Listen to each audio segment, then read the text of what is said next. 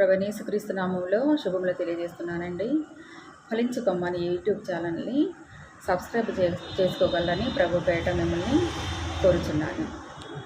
నేను చిన్నతనంలో ఉన్నప్పుడు త్రిత్వం అనే మాట నేను వెళ్ళే సంఘములో అనే పదమును నేను తరచుగా వింటూ ఉండేదాన్ని, కానీ అప్పుడు అర్థమయ్యేది కాదు.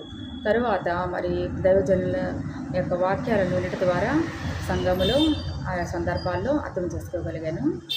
ఆ త్రిత్వం గురించి కొన్ని మాటలు మనం ఈరోజు ధ్యానం చేద్దాం. మొదటిగా త్రిత్వం అంటే అసలు తండ్రి, కుమార, పరిశుద్ధాత్మ దేవుడు, త్రియేక దేవుడు.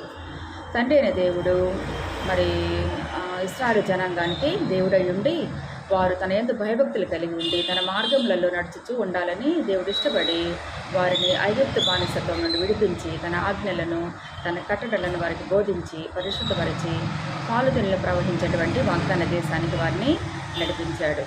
చూడండి, ప్రపంచ దేశాల్లో కల్లా ఇశ్రాయేలు దేశాన్ని దేవుడు ఎన్నుకున్నాడు. వారిని పరిశుద్ధపరిచాడు. దేవుడు తన కొరకు ఒక సొత్తైన ప్రజలను ఏర్పాటు చేసుకున్నాడు. అయితే వారి ఎంతో ప్రీతి కలిగి ఉన్నాడు దేవుడు. అయితే వారు ఆయన మార్గాలు విడిచిపెట్టి ఆయన కట్టడలను విడిచిపెట్టి అన్యులతో కలిసిపోయినప్పుడు ఆయన మరలా వారిని ఆయన సహవాసంలోని తీసుకొని రావడానికి నశించిపోకుండా వారిని తన ప్రజలను అన్ని జనాంగంలో నుండి విడిపించి దేవునికి దూరస్తులుగా ఉన్న వారిని పాపదాస్యం నుండి విడిపించి నిత్య జీవమునిచ్చి శాశ్వతమైనటువంటి రాజ్యమునకు నడిపించుటకు కల్వరిగిరిలో శిలువ మ్రానుపై తన ప్రజలకు బదులుగా పాప క్రైదనము చెల్లించి మరణించి వారికి బదులుగా వారిని దేవుని సహవాసంలో నడిపించడానికి తన ప్రియకుమారుడైనటువంటి తన ద్వితీయ కుమారుడైనటువంటి యేసు ప్రభువుని ఈ లోకానికి పంపించాడు.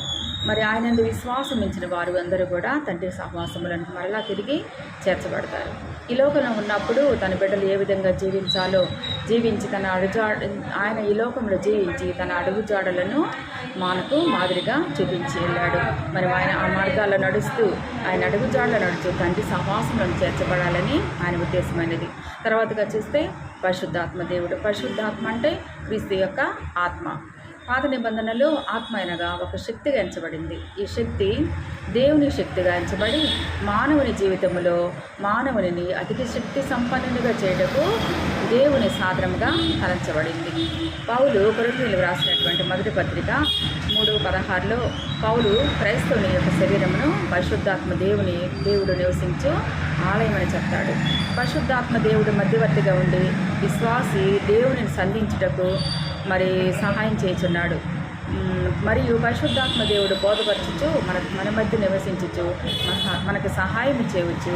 దేవుని యొక్క కూడా నిగూఢమైనటువంటి సంగతులను వివరిస్తున్నాడు. మనకు తేటగా ఆయన యొక్క ఆజ్ఞలను ఆయన కట్టడలను